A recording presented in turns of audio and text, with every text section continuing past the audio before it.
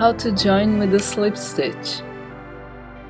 Joining with a slip stitch is very useful when you want to add a new row of slip stitches in a different color.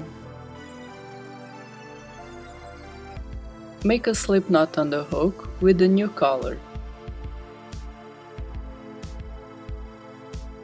Insert your hook into the first stitch, yarn over, pull up a loop, and pull it through the loop on the hook.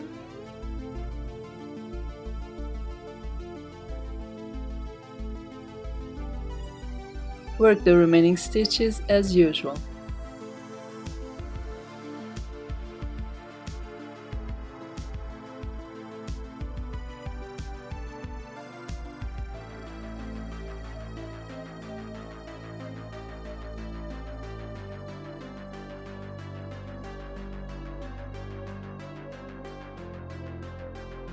Using this technique, you can join your stitches any way you like, not just in the beginning of the row.